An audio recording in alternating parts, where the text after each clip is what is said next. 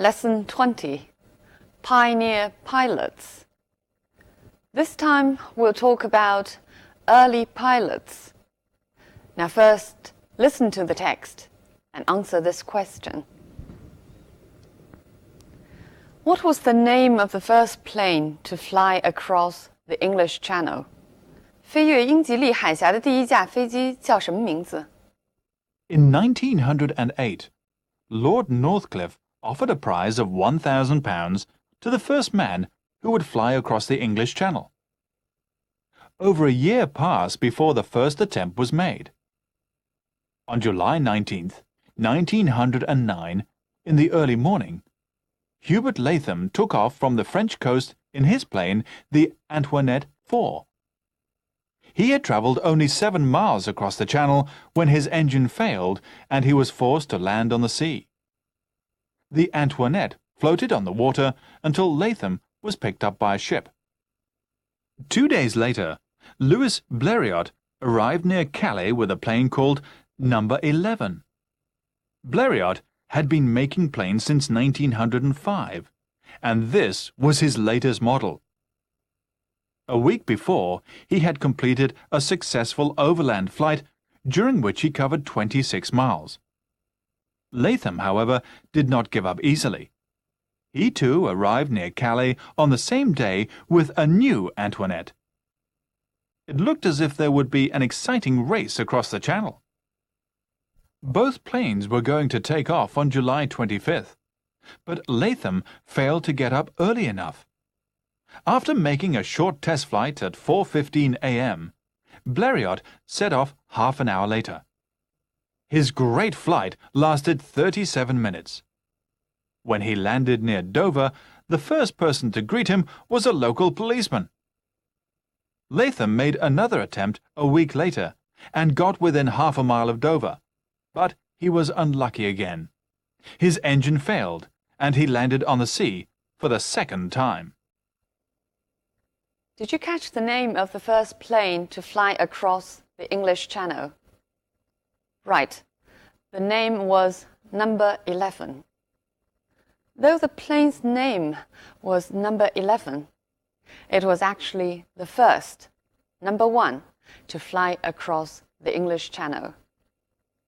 这篇课文讲述的呢是飞行史上最早的几次尝试，分别由 Blériot 和 Latham 来进行的。Somehow, Latham, the loser of the race, is presented as a more interesting character than the winner.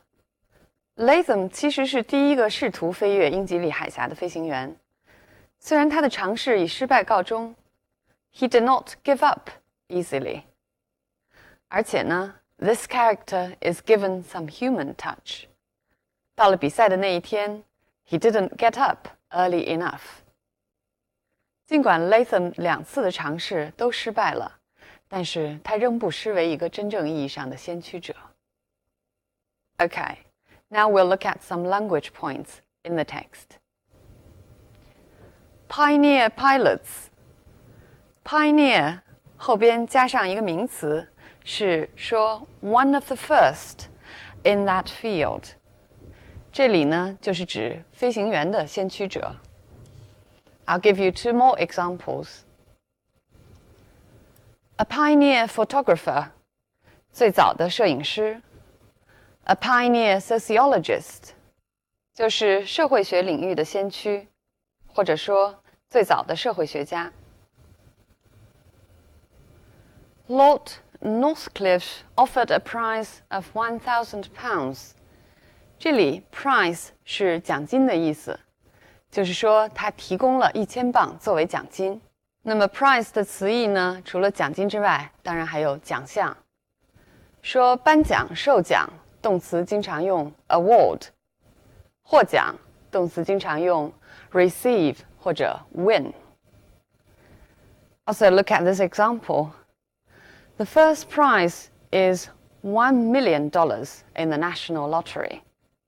这个全国的彩票的头奖是100万美元。这里 prize 也是奖金的意思。Over a year passed before the first attempt was made。这句话当然也可以用 after 来表达，那就是 The first attempt was made after a year passed。但是用 before 来表达呢，比用 after 更加强调过去的时间之长，相当于 until， 直到什么时候才发生。就是 The first attempt was not made until over a year passed. Now look at these examples. 我们来看看这样用 before 的例句。It was an hour before the police arrived. 其实就是说 The police did not arrive until an hour later. 同样这句里 Many years had gone by before I saw her again. 也是强调 I didn't see her again until many years had gone by. Latham took off from the French coast. Take off from certain place 意思是起飞。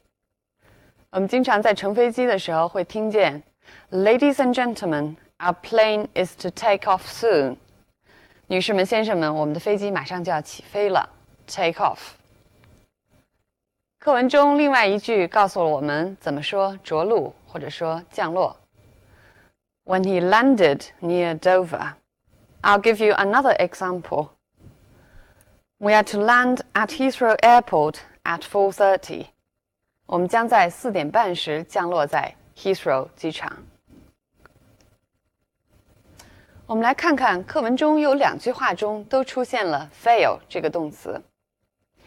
His engine failed and he was forced to land on the sea. Latham failed to get up early enough. 这2句中 fail 的意思是不同的。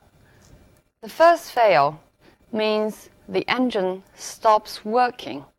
这个引擎不工作了。The second fail, or fail to, means not do something as expected. 第2个 fail to do something 是说没有能够做什么事情。这句话当中就是 Latham did not manage to get up as expected. I'll give you 2 more examples to compare the differences. The brakes failed, so the car crashed into a tree. 车闸坏掉了，所以车撞在了树上。But in this sentence, the letter failed to arrive on time. It means the letter did not arrive on time. 信没有能够如期到达。Latham was picked up by a ship. Pick up, 它总的意思就是 collect. 我们需要根据上下文来判断它具体的意思。在这句话当中呢，就是 rescued from the sea, 从海中救起的意思。Now I'll give you several more examples, and we'll see what pick up means in each of them. 我们来看看以下几个例句中 pick up 分别都是什么意思。I picked up the book he threw away. 我把他扔掉的书捡了起来，或者捡了回来。She picked up her jacket from the dry cleaners. 她从干洗店里把自己的外套取回来。Can you please pick me up at the airport? 这里 pick up 是说接人，你能不能在机场接我一下？ He covered 26 miles. Cover 在这里的意思就是他走完了这些距离。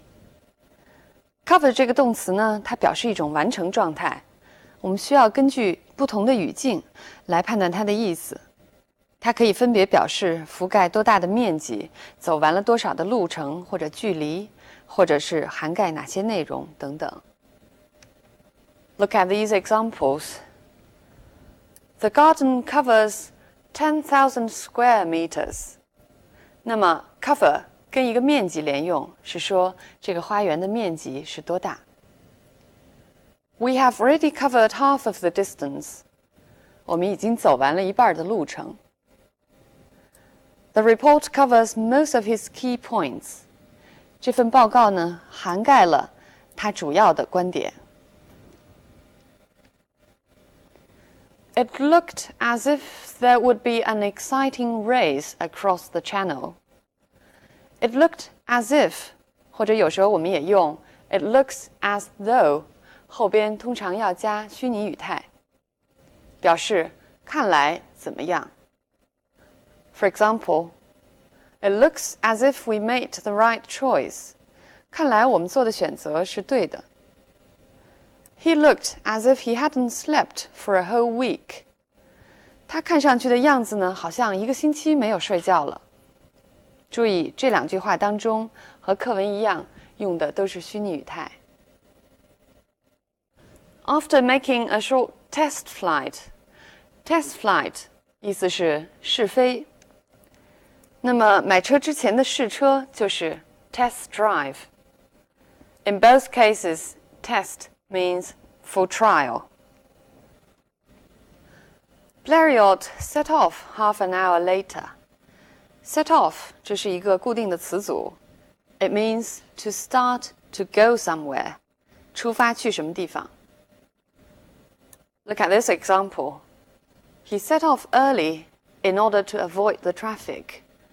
为了避免塞车，他出门很早。Latham got within half a mile of Dover.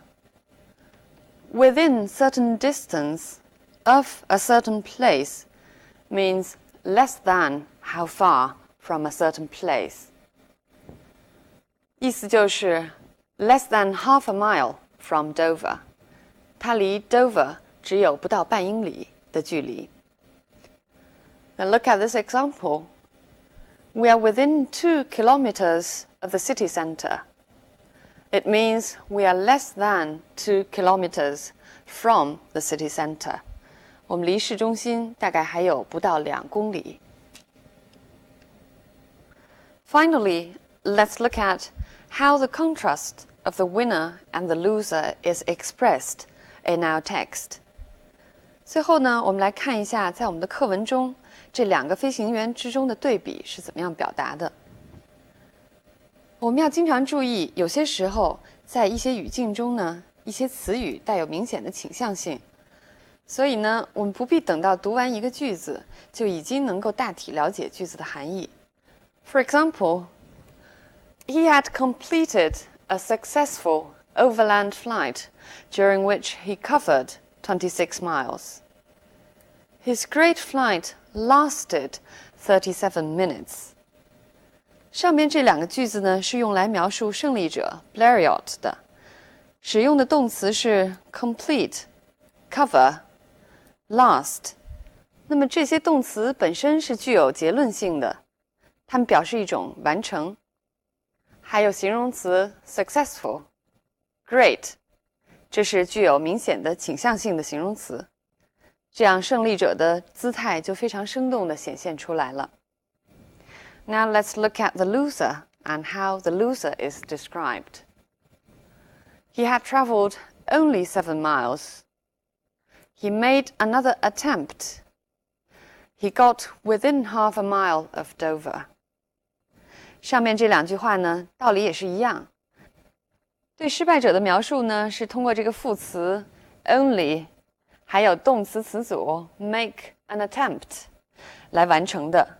而 within half a mile of Dover 这个呢，就间接地提示了我们他没有到达目的地。Right. Now finally, let's come back to the question I gave you before you listened to the text. 最后我们再回到在听课文之前我给大家提出的这个问题。Do you still remember the question? What was the name of the first plane to fly across the English Channel? But in the text, when the name of the plane is mentioned, we didn't know yet that this particular plane was the first. 在课文中提到这架飞机名字的时候，我们还不知道获胜者就是这一架飞机。So this requires the skill of note-taking. 就是说，做笔记这种技巧是非常重要的。虽然理解非常关键，但是有时候理解之后呢，可能会不记得。尤其是像我们这篇课文中间有很多细节，包括 names of the planes, names of the pilots, the flight time, flight distance, and the result of the race 等等。而且这些细节对掌握整篇课文是非常关键的。不论你的笔记采用什么样的形式，养成一个比较好的习惯是非常重要的。比如说，对数字和细节要反应灵敏。再比如说，可以使用一些符号，这样呢，以免耽误下边要听到的信息。而且，不单单是在听力训练当中，即便是在日常交流中，分清主次，抓住重要的信息也是非常关键的。All right, so much about this lesson. See you next time.